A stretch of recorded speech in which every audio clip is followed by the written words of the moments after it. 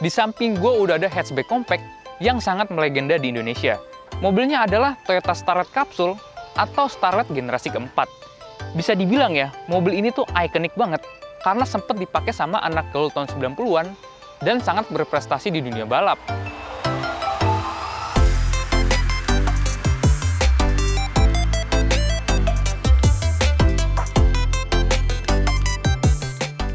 Mungkin saya jelasin dulu ya, ini yang bisa dinamakan sebagai Itasha. Itasha itu bahasa Jepang, kalau misalnya kita terjemahin secara langsung artinya mobil sakit.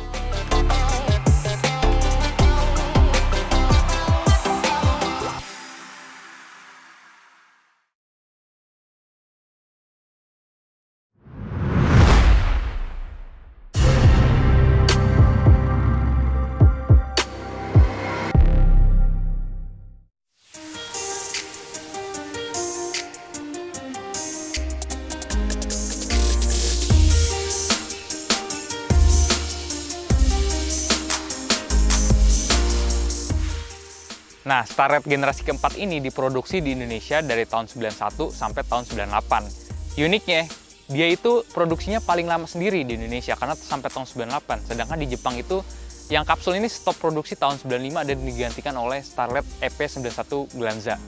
Nah, untuk di Indonesia sendiri itu ada 3 tipe guys. Yang paling bawah itu tipe XL 1000cc, tipe atasnya itu tipe 1300 SE, dan yang paling atas itu 1300 cc SEG. Nah, mobil yang kita review ini adalah tipe SE, jadi dia belum dilengkapi oleh power steering dan belum dilengkapi oleh power window, tapi mesinnya udah 1300 cc gitu. Ngomong-ngomong mobil ini ya, mobil ini tuh bener-bener aktif dipakai balap, terutama di 90-an ya. Dari balap touring, di Sentul, Ancol, bahkan nggak banyak juga yang pakai mobil ini tuh buat drag race. Nah, itu unik banget. Hal tersebut karena dia punya mesin bawaan yang bandel banget dan mudah buat dioprek. Bahkan ya, di Jepang ya, dia itu ada tipe GT guys, itu tipe yang kencengnya. Jadi 4 EFTE 1300 cc turbo, tenaganya itu 133 horsepower, dan 0 ke 100-nya itu bisa 8 detik.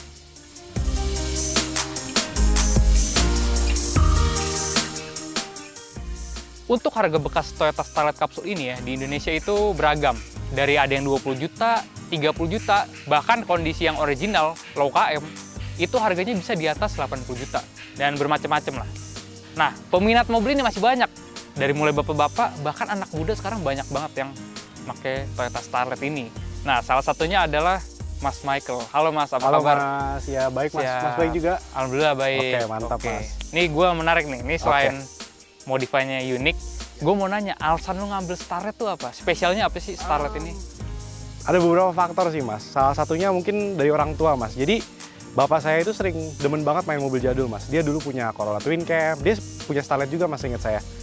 Dari bapak saya itu ngalir ke saya, jadi kayak saya demen mobil jadul.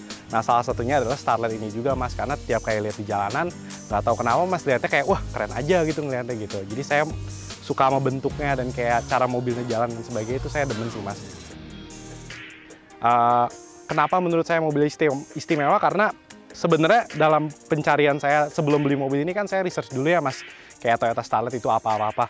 Dari pencarian itu saya ngeliat kayak ini mobil tuh variasinya banyak banget Mas. Jadi kayak misalnya kayak ada yang pakai buat drag, ada yang pakai buat jadi mobil stance, ada yang pakai jadi mungkin mobil street car yang cukup bagus. Juga ada yang bawa satu keluarga keluar kota keluar ini, ada yang bawa touring juga jadi anak komunitas. Itu jadi yang menurut saya spesial ini kayak Starlet ini kayak ada untuk semua orang gitu. Jadi kalau misalnya kamu mau ngapain juga pasti mobil ini pasti bisa jadi kayak platform buat apa yang kamu pengen lakukan sih. Itu yang menurut saya spesial. Itu menarik banget tuh Mas. Iya. Ngomong-ngomong, waktu pertama kali ngambil ini dapetnya di harga berapa? Oke. Jadi gue ngambil mobil ini di kepala 3 tinggi ya, ngambil 40 juta di antara jangkauan 35 sampai 40 sih. Itu sih. Dan keistimewaan dari Starlet ini, alasan banyak peminatnya itu karena mesinnya badak ya? Iya, bisa dibilang gitu Mas. Kita lihat mesinnya aja Mas ya? Boleh Mas, ayo Mas. Nah, jadi ini mesin yang sangat legendaris nih. Jadi kodenya itu 2E 1300 cc, 4 silinder, dan masih karburator. Tenaganya itu sebenarnya nggak terlalu gede, dia itu cuma 82 horsepower atau 8 apa nih? Sekitar 80-an. 80-an HP dan torsinya 98 Nm. Tapi jangan salah, Starlet ini bobotnya cuma 785 kg ya. Iya, sangat ringan karena emang nggak ada apa-apa sih mobilnya Iya, kayaknya. jadi power weight to ratio-nya itu bagus. Iya. Makanya nih mobil meskipun tenaganya nggak gede, tapi akselerasinya cukup lah, cukup baik gitu. Dan ngomong-ngomong ya, ini kan masih karburator. Kalau konsumsi BBM termasuk irit atau boros, Mas? Untuk mobil umur ini sih bisa dibilang cukup irit ya Mas. Kalau misalnya dalam kota biasa 110, 111. Tapi kalau saya di jalan tol dengan kecepatan normal, misalnya 60, 80, itu bisa lebih irit, bisa 113, 114 sih Mas gitu. Menarik tuh, gue jadi tahu nih, jadi Starlet kalau di tol, kalau misalnya dipakai ngebut terus tuh malah lebih boros daripada Alphard Iya, ya? benar. Oke, menarik tuh.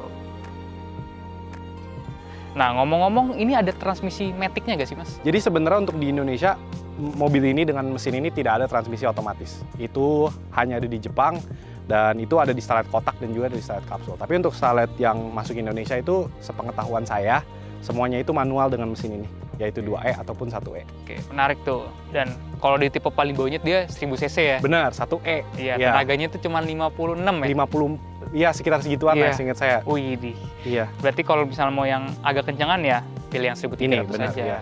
Oh, kalau kurang kenceng bang, swap 4E FTE. Bisa. Gitu. Itu udah Karena, mahal itu. iya, karena mobil ini sebenarnya meskipun ruangnya nggak terlalu gede, tapi mesin apa aja masuk, kayak 3S Iya, masuk. 3S masuk, 4AG masuk. 4AGE. Ada yang masukin K20 dari Honda juga bisa masuk. Nah, iya tuh. Kalau udah kebanyakan duit langsung aja swap. Iya, tuh. iya. Gitu.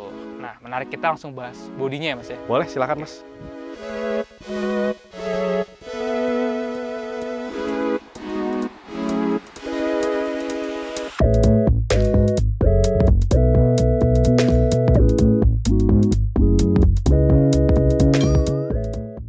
Oke, jadi kita ngomongin desain Mas dari mobil ini. Boleh. Menurut gue ya, mobil ini tuh usianya kan udah 31 tahun ya. Iya. Tapi ya menurut gue tuh masih timeless banget. Nggak Benar. kelihatan terlalu tua. Iya, soalnya dari kotak ke kapsul itu kan ada kayak perubahan dalam gaya mobil lah. Semuanya jadi lebih bulat lah intinya. Jadi makanya sekarang kelihatannya lebih, bisa dibilang lebih muda lah daripada umur sebenarnya. Dan itulah menjadi alasan kenapa disebutnya Starlet kapsul, karena udah mulai membulat dibanding Iya, yang Starlet kotak. Benar. Gue mau nanya nih Mas, kalau Starlet itu ada permasalahan di kropos gak sih Mas? Kayaknya ada ya Mas. Seperti semua mobil jadul lainnya sih, kayak misalnya kayak sela-sela pintu di mana air bisa masuk itu bisa ngakibatin kayak kropos gitu itu juga. Mungkin di dek lantai juga ada. Di belakang itu deket wiper dan kayak pokoknya tempat-tempat di mana air bisa masuk dan mengalir dan nyangkut di situ itu bisa potensi buat kropos sih ya. Oke, ya tapi selama jarang dipakai jemur-jemur mah masih aman lah ya. Seharusnya aman ya, benar. Oke. Terus gue mau nanya nih, ini unik banget nih, gue suka. Lu style modifikasinya lebih ke arah mana? Karena kan pertama lu udah ganti pelek body club, lu udah lu ceperin, sama ada stiker anime. Nah ini konsep modifikasinya apa nih? Mungkin saya jelasin dulu ya. Ini yang bisa dinamakan sebagai Itasha. Itasha itu bahasa Jepang, kalau misalnya kita terjemahin secara langsung artinya mobil sakit. Maksudnya apa? Jadi dulu itu kan anime itu kan nggak populer ya. Jadi orang-orang dulu yang nggak tahu tentang anime ngeliat mobil kayak gini kayak agak sakit aja gitu Mas, ngeliatnya Starlet bagus kok malah ditempel stiker anime gitu ya, jadi sayang gitu intinya. Tapi sekarang mungkin anime udah lebih populer, jadi orang lihat ini mungkin udah nggak begitu sakit. Tapi sejarahnya dari Itasha itu artinya mobil yang sakit dilihat gitu Mas. Karena orang kalau ngeliat mobil gini, orang awam kayak aduh sayang gitu, kayak sakit gitu ngeliatnya gitu, kayak gitu sih Mas. Itu menarik tuh. Dulu dipandang mobilnya sakit, tapi sekarang malah jadi tren ya. Menarik Iya, tuh. di sini banyak banget dan Iya. kayak orang-orang selalu demen untuk kayak ngeliat-liat mobil kayak gini juga. Jadi menurut saya udah menjadi tren yang cukup bagus sih Mas menurut saya. Ngomong-ngomong, ini kan tipe SE Mas ya. Benar. Jadi sebenarnya untuk fitur standar ya Mas, dia nggak ada power window ya. Iya. Dia nggak ada power window, dan tapi untungnya dia udah ada rear defogger di belakang. Ada, benar-benar. Sekalian ngomong rear defogger, sekalian ke belakang aja. Boleh, Mas, ya? boleh, silakan. Sekarang kita udah ada di belakang dari Starlet kapsul ini ya. Gue cukup suka karena dia benar-benar timeless juga. Bentuknya menggelembung, uniknya ya, dia tuh nggak pelit fitur untuk di tipe yang SE, tipe menengah bahkan. Karena dia udah ada rear defogger sama rear wiper. Benar, ada rear wiper juga ya. Ini lengkap banget Mas, beneran. Iya, untuk trim ini ya saya juga cukup terkejut sih karena ada Iya. banyak fitur kayak gini. Nah, ini kan hitungannya hatchback compact. Iya, Gue penasaran nih sama kapasitas bagasinya. ya boleh, Kita buka aja ya. boleh silakan. Oke. Nah, Ternyata ya menurut gue ya Mas ya, meskipun ini hatchback compact, dia masih ada space yang cukup luas ya. benar. Saya waktu itu pernah naro tas dan kayak tas buat isi baju, isi peralatan rumah di sini muat semua Mas. Dan kelebihan dari Starlet ini, dia jok row keduanya bisa dilipat sampai depan. Bisa. Jadi juga bisa dicabut juga, Mas. Iya. Jadi kalau misalnya kayak mau bawa stick golf atau koper yang gede mau pindahan atau lagi minggat dari rumah, wah itu Starlet ini cocok banget. Muat, cocok semuanya. banget ya. Satu rumah muat di sini, Mas. Oke. Gua udah penasaran sama interiornya, mari kita bahas interior sekaligus test drive aja Mas ya. Boleh, silakan.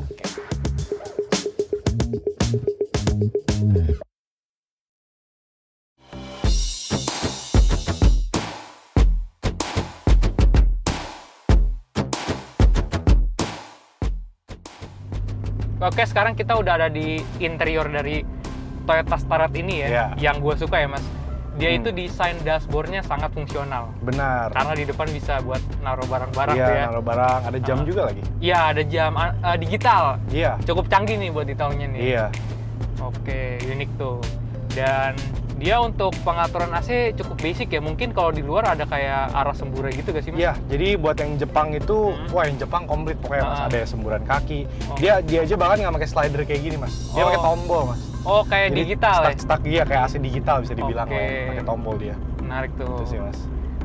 Terus habis itu udah kayaknya pengaturan arah semburan gitu-gitu. Saya ada rencana tadi mau ganti yang punya Jepang Mas. Oke. Cuman itu sistem AC-nya juga harus diganti, bukan tombol-tombol doang. Oh, jadi ribet Jadi tuh agak ya? rumit iya buat itu. Oke, itu mungkin next time lah ya. Iya. Ngomong-ngomong di interior lagi nih, praktikalitasnya bukan cuman ini, cuman gue mau nanya nih Mas, ada cup holder gak sih Mas? Nggak ada. Oh, nggak ada. Nggak ada sama sekali Mas. Ini Oh. salah satu kekesalan saya dengan mobil ini lah ya Mas. Oh, Saya oke. misalnya habis beli minum, Aha. karena udah haus, karena biasa lah panas ya. Iya. Beli minum, terus saya pengen taruh di mana? Terpaksa taruh di antara kaki saya Mas gitu. Oh. Terus sampai basah joknya gitu, jadi itu agak ngeselin sih Mas itu menurut Oke. saya. Tapi tuh maksudnya emang kekurangan mobil tua yang masih belum ada cup holder ya? Iya bisa dibilang gitu lah ya, Oke. nggak ada cup holder sama sekali. Nah, ngomong-ngomong jok nih, kalau jok kita ngomongin yang standar dulu ya. Boleh. Yang gue suka tuh fabriknya halus Mas, Iya, beda halus sama yang banget. tipe XL. Iya halus banget. Sebenarnya tiap tipe ada beda-bedanya Mas. Mungkin yang SEG dia headrest ini beda Mas. Dia itu Oke. lebih kayak dia kayak leather gitu sih Mas. Dan dia ada bolongannya di tengah, jadi kayak lebih sporty gitu lah Iya, rasanya iya, si joknya iya. gitu. Overall gue suka sih jok ini. Iya, Nyaman. halus banget ya.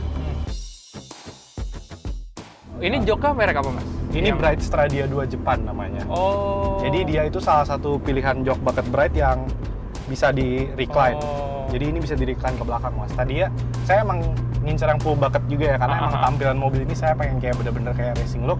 Karena emang rencana kalau misalnya ntar ke depan ada track day, saya pengen track dayin mobil ini juga Oh, Mas. cakep tuh, cakep. Kayak mau preparasi sebisa saya lah Mas. Oke. Nah kebetulan dapetnya yang ini Mas. Ini juga. Oh. Jadi makanya saya pakai yang ini dulu aja.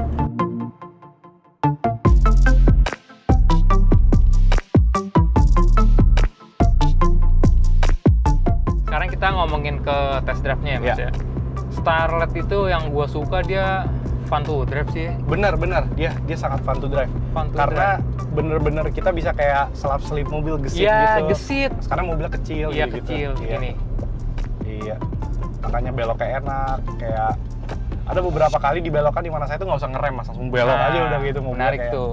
Iya. Karena gini, kita ngomongin dari mesinnya dulu ya. Mesinnya ini kan tadi cuma 86 horsepower. 80-an sekitar segituan. Tapi gara-gara bodinya enteng, Iya. untuk tarik-tarik gitu, tarikan di dalam kota tuh enteng banget beneran. Iya, Masih bener, bisa ngimbangin mobil baru menurut gue. Iya, Gitu. Tapi memang karena karakternya short ratio, iya. di tol dia RPM-nya agak tinggi ya. Iya, benar. Nah, Serasa mobilnya teriak gitu Mas kalau Iya. di tol, gitu ya. padahal kalau dalam kota sih ini tarikannya enak sumpah. Iya. Intinya tarikan mobil ini buat dalam kota atau buat pegunungan, ini mobil responsif Iya, banget. bener. Itu kayaknya salah satu teori saya kayak ini kayaknya mobil dirakit buat nanjak deh kayaknya Ya. deh ya. Soalnya gigi 1 itu pendek banget dan bisa nanjak, dan sebenarnya start dari gigi 2, gigi 3 juga bisa sih sebenarnya. Iya, gigi 3 malah bisa. loh. Bisa, iya. Iya. Ngomongin AC sekarang Mas. Iya. Lagi siang bolong gini AC tetap dingin loh. Iya, Karakter Toyota. emang Mas, pasti aja bisa sampai berembun kadang kalau malam-malam Mas. Iya.